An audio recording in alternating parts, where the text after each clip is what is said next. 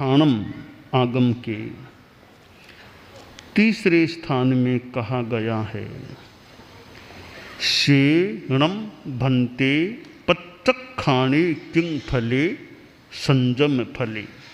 भन्ते वह प्रत्याख्यान किस फल वाला होता है? संयम फल वाला होता है। आदमी किसी चीज का प्रत्याख्यान करता है, उसे अस्वीकार करता है, उसके विरुद्ध कथन करता है और छोड़ देता है, गलत चीज को छोड़ देता है, उसका आचरण न करने का संकल्प ले लेता है, उसका फल क्या होता है? शास्त्रकार ने कहा कि प्रत्याख्यान का फल है संयम। जीवन में संयम हो जाएगा। संयम क्या है?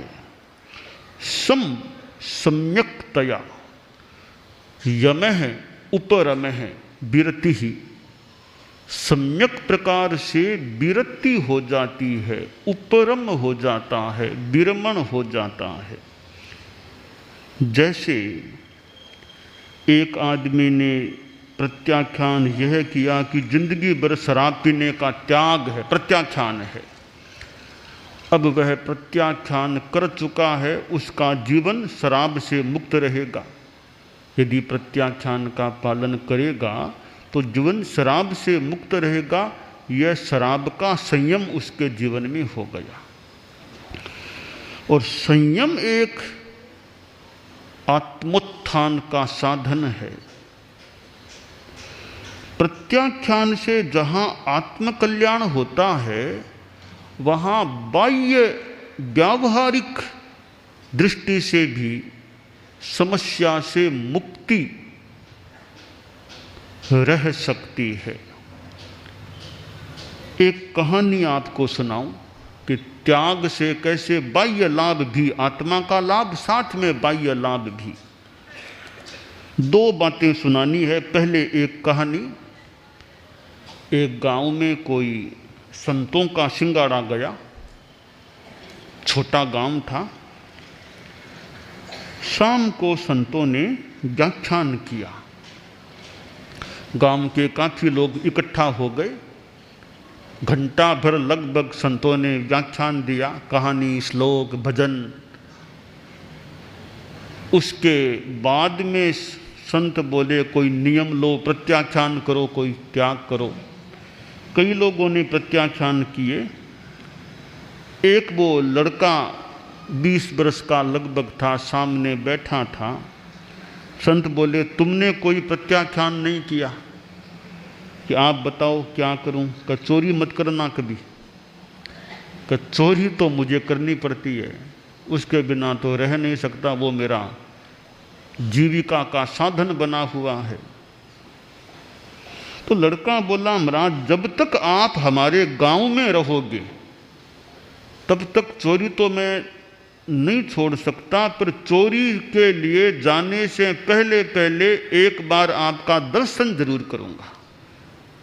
सूर्य अस्त होने के बाद में रात्रि में एक बार आपका दर्शन करूंगा।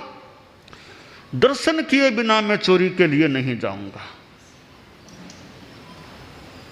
संतों ने कहा, ठीक है, प्रत्याख्यान करो कि जब तक हमारा प्रवास है इस गांव में, सूर्य अस्त होने के बाद जब तक दर्शन नहीं कर लोगे तब तक तुम चोरी के लिए नहीं जाओगे। कराओ, त्याग कराओ मुझे। संतों ने प्रत्याख्यान करा दिया कि दर्शन किए बिना चोरी के लिए नहीं जाना, यानी दर्शन करना जरूरी है। तब तक चोरी के लिए नहीं जाओगे जब तक दर्शन संतों के नहीं कर लोगे। नियम ले लिया, प्रत्याख्यान कर लिया। एक दिन वह लगभग 9 बजे के आसपास चला कि महाराज संतों के दर्शन कर लूं, बाद में मुझे चोरी के लिए जाना है। तो उनकी 4 चोरों की एक मंडली थी। इस एक चोर के नियम था दर्शन करने का, तो वह रात को गया। थोड़ा अंधेरा था और संतों के प्रवास स्थल की ओर बढ़ रहा था। एक कोई कांटा चुभ गया। इसके पैर में, जिसके नियम था दर्शन करने का, कांटा, तीखा कांटा चुभ गया। अब उसको निकालने का प्रयास किया, थोड़ा सा टूट गया अंदर, वेदना हो गई, अब चलना मुश्किल हो गया। इस चोर ने सोचा कि अब एक बार तो घर वापस जाना पड़ेगा, संतों का प्रवास स्थल तो दूर है थोड़ा, घर तो पास में ही है, वापस घर चला जाऊं। वह तो घर आ गया, उसके 3 साथी थे चोर, वे बोले बोलो चल चलो। उसने कहा भाई मैं तो नहीं जा पाऊंगा, मेरे तो तकलीफ हो गई पाँव में, तुम लोग भले जाओ, तुम्हारी इच्छा। मैं तो आज जब तक संतों के दर्शन नहीं करूंगा तब तक भी नहीं जा सकता, और ऐसे भी आज पैर में दर्द है कांटे के कारण से। तो वह नहीं जा सका, वे 3 चोर चले गए। तीनों चोर राजमहल में घुसे चोरी के लिए। योग था कि तीनों पकड़ में आ गए। राजपुरुषों ने, आरक्षकों ने पकड़ लिया कि तुम चोर हो, और तीनों को एक कोठरी में डाल दिया। सवेरे राजा के पास हाजिर किया उनको। अधिकारी लोग बोले महाराज, जो हमारी राजधानी में जो आतंक फैला रहे हैं चोरी के माध्यम से, ये लोग हैं, ये बहुत मुश्किल से पकड़ में आए हैं, ये प्रमाणित है, इन्होंने जगह जगह चोरियां की हैं। राजा ने थोड़ी देर ध्यान देकर कहा कि ठीक है, जेल में डाल दो।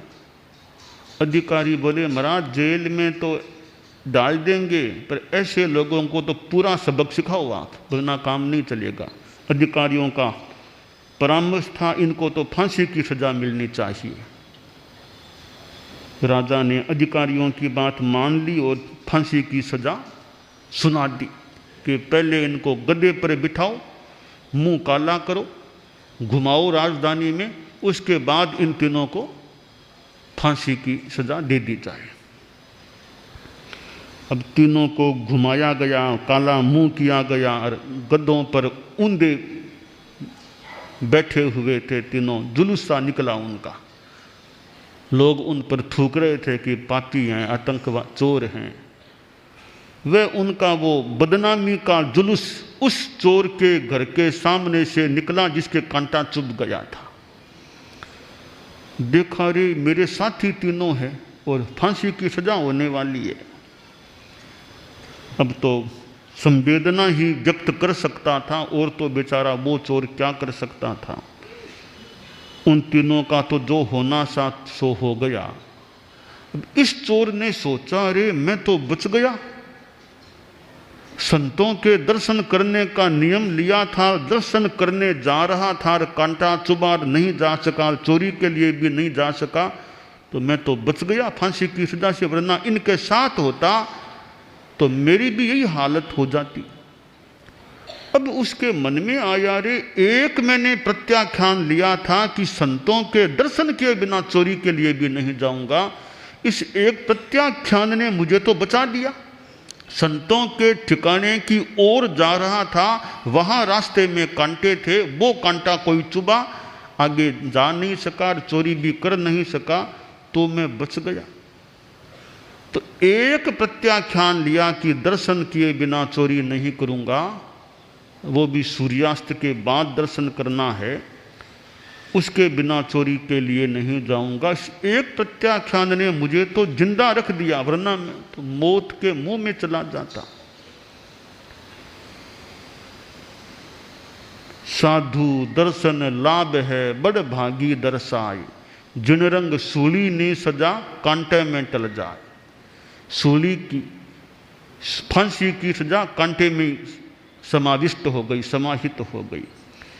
तो एक प्रत्याख्यान किया कि दर्शन करना, एक प्रत्याख्यान के निमित्त से या उपादान से जो भी कितना बड़ा इसको अभाव से बचाव का अवसर प्राप्त हो गया।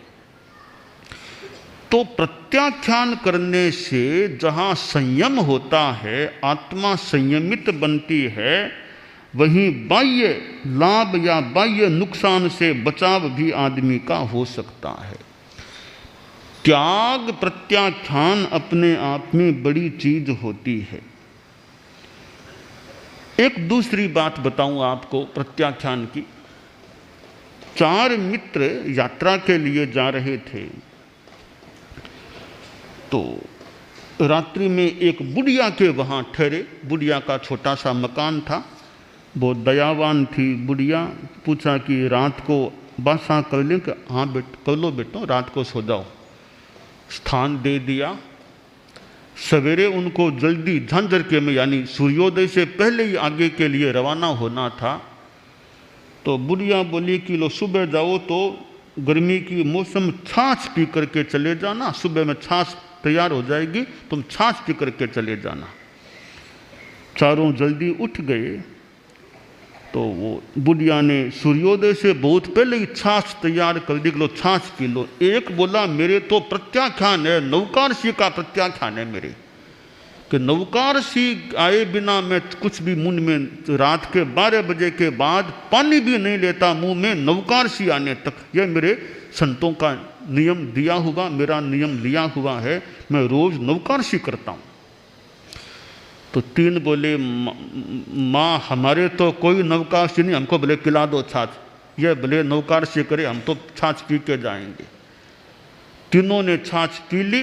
इसने कहा मैं तो भूखा जाऊंगा, मैं नौकारसी के बाद कुछ मिलेगा तो करूंगा, नौकारसी से पहले कुछ नहीं लूंगा। अब तीनों ने छाछ पी ली, आगे बढ़े। और सूर्योदय के बाद जब 1 घंटा करीब दिन चढ़ा, तब वो चौथा बोला कोई कुछ मिलेगा तो मैं दूध नाश्ता कुछ कर लूँगा। तो कहा ठीक है तुम दूध नाश्ता कर लो, हम लोग थोड़ा विश्राम कर लेते हैं। वो तीनों सोए, चिर निद्रा में चले गए। छाछ जो पी थी उसमें कोई सांप था, उस सांप का जहर उसमें मिल गया था। अंधेरा था, बुढ़िया ने वो मंथन किया, कोई सांप पड़ा था, उसका भी मंथन हो गया, विष छाछ में मिल गया। तीनों का विष युक्त छाछ पान से मरण हो गया, देहांत हो गया, वह एक बच गया। अब प्रत्याख्यान किया हुआ था नौकारसी का, उस प्रत्याख्यान के उपादान या निमित्त से चौथा मित्र तो बच गया, ये तीनों मर गए। तो प्रत्याख्यान से बाह्य लाभ भी हो जाता है, आदमी नुकसान से अपना बचाव भी सहजतया कर सकता है। प्रत्याख्यान का मूल फल है संयम, जीवन में संयम होता है। नौकारसी का त्याग कर लिया, अब नौकारसी तक तो निश्चिंत है, खाना नहीं पीना कोई बात ही नहीं। अब नौकारसी तो छोटा सा प्रत्याख्यान है, कोई शरीर की सुविधा हो, स्वास्थ्य की अनुकूलता हो, तो नौकारसी अगर आदमी कर ले, चारों आरों का त्याग। ऐसा नहीं कि पानी पी के नौकारसी करूं, वो नहीं, पानी पानी कुछ नहीं है। नौकारसी चौबिहार ही होती है, त्रिविहार नौकारसी नहीं, नौकारसी चौबिहार होती है। पानी पिए फिर तो उसको नौकारसी नहीं बोलना चाहिए, और कुछ भले बोल दो, नौकारसी नहीं बोलना। पानी पीकर कोई करे तो चौबिहार करे, वो नौकारसी होती है। कि कुरला तो करूंगा, फिर नौकारसी नहीं मानी जाएगी, कुरला करोगे तब। तो कोई कर सके, स्वास्थ्य आदि की अनुकूलता हो, तो नौकारसी अपने करता रहे ना, तो एक छोटा सा तप प्रत्याख्यान अपना होता रहता है। वो जीव आत्मा का घड़ा है, छोटे छोटे इन मोतियों से मानो समृद्ध होता रहता है, भरता है। तो 10 प्रत्याख्यान का नाम कभी आपने सुना होगा, नौकारसी, पौरसी, पुरीमाल, अयम्बिल आदि आदि, अभिग्रह, 10 प्रत्याख्यान होते हैं। 10 प्रत्याख्यान लगातार 10 दिनों तक कोई करे, 10 प्रत्याख्यान का एक क्रम यूँ करते 250 प्रत्याख्यान भी कर सकते हैं। एक वर्ष में कोई कर ले 250 प्रत्याख्यान, 10 10 10 10 10 यूँ करते करते 25 बार यूँ अगर 10 10 का कर ले 250 प्रत्याख्यान हो जाए। तो यह प्रत्याख्यान जो जैन धर्म का एक महत्वपूर्ण प्रकल्प है और साधु की पर्युपासना से प्राप्त होने वाला तत्व है, पर्युपासना से श्रवण, श्रवण से ज्ञान, ज्ञान से विज्ञान, विज्ञान से प्रत्याख्यान, और प्रत्याख्यान का फल है कि जीवन में संयम हो जाता है। तो साधु के तो जिंदगी भर का सावध्य योग का 3 कर्ण 3 योग से प्रत्याख्यान होता है। साधु का प्रत्याख्यान अंतिम श्वास तक का है, यावत जीवन का है। सर्व सावध्य योग का त्याग तो भी 3 कर्ण 3 योग से। श्रावक तो उसकी बराबरी कर भी कैसे सके। 3 कर्ण 3 योग से यावत जीवन सर्व सावध्य योग का त्याग। श्रावक होते हैं वे सामायिक करते हैं, उसमें भी सावध्य योग का प्रत्याख्यान होता है, तो वो सीमित काल के लिए एक सामायिक की 1 मुहूर्त का त्याग हो गया, प्रत्याख्यान हो गया। वो भी सर्व सावध्य योग का नहीं हुआ, एक सापेक्ष सावध्य योग का होता है। 2 कर्ण 3 योग से करेंगे तो 6 भंगों का 6 कोटि का त्याग हो गया। 6 कोटि का अनुमोदन करूं नहीं, वचन से काया से इतना और त्याग कर दोगे सामायिक के प्रत्याख्यान के साथ तो 8 कोटि का हो गया। कोई यह कर ले कि सामायिक 3 कर्ण 3 योग से मुझे त्याग है, तो 9 कोटि का 3 कर्ण 3 योग से प्रत्याख्यान हो गया श्रावक के सामायिक के काल में। परंतु फिर भी साधु का जो त्याग है 3 कर्ण 3 योग का, उसकी तुलना में आप नहीं आ सकते, उसकी बराबरी में नहीं आ सकते। पहली बात स्वल्प काल के लिए त्याग है। दूसरी बात वो 3 कर्ण 3 योग से सावध्य योग का त्याग है, वो भी सापेक्ष है, क्योंकि आपके गृहस्थों के तो सावध्य काम संसार के चलते हैं। आप इधर आए घर में कह के कि आज वो साग बनाना, त्योरू का साग बनाना, ककड़ी का बनाना, करेले का बनाना, कह के आ गए। वह साग बन रहा, साग क्यों बन रहा है? आपके कहने से बन रहा है। तो उस सावध्य के भागीदार आप हैं साथ में। तो सामायिक में भी वो काम आरंभ समारंभ का हो रहा है, वो आपके कहने से हो रहा है, इसलिए उस सावध्य योग में आप सहभागी बने हुए हैं। 3 कर्ण 3 योग से त्याग कर भी देंगे तो भी वो सापेक्ष त्याग ही माना जा सकेगा। निरपेक्ष पूर्णतया गृहस्थ के वो 3 कर्ण 3 योग से त्याग इस रूप में सामायिक में नहीं हो पाता है। इसलिए साधु के जो त्याग है जीवन भर का 3 कर्ण 3 योग से सर्व सावध्य योग का, वो बड़ा त्याग होता है, बड़ा प्रत्याख्यान होता है। तो यह प्रत्याख्यान जितना आदमी करे, कोई यह कर ले सहाय प्रत्याख्यान, मैं दूसरों का सहयोग नहीं लूंगा, मैं अपना काम करने में दूसरों का सहयोग नहीं लूंगा। मेरे कपड़े धोने हैं, मैं दूसरों से नहीं धुलवाऊंगा। मुझे पानी पीना है, मैं दूसरों से नहीं मंगवाऊंगा, अपना दूसरों से कोई पानी नहीं मंगवाऊंगा, यानी दूसरों से मैं अपना काम नहीं करवाऊंगा। सहाय प्रत्याख्यान, कोई सहायता का उपयोग मैं नहीं करूंगा। एक सीमा तक ऐसा प्रत्याख्यान भी हो सकता है, मैं दवाई नहीं लूंगा या अमुक प्रकार की दवाई नहीं लूंगा, मैं अमुक दवा का प्रयोग नहीं करूंगा। ऐसा कोई प्रत्याख्यान कर दिया 2 दिन के लिए, 5 दिन के लिए, जितना भी किया वह भी प्रत्याख्यान हो गया। मैं 7 द्रव्यों से ज्यादा नाश्ते में नहीं लगाऊंगा, प्रत्याख्यान हो गया। ऐसे विभिन्न रूपों में प्रत्याख्यान हो सकता है। उस प्रत्याख्यान के अनुरूप संयम जीवन में हो जाता है। इसलिए यह शास्त्रकार ने बताया है कि प्रत्याख्यान का फल है संयम। 1 घंटा बोलने का त्याग कर दिया तो आपका 1 घंटा का संयम हो गया, वाणी का 1 घंटा का संयम। तो प्रत्याख्यान किया, फल क्या हुआ? संयम हो गया। इसलिए प्रत्याख्यान का फल है संयम।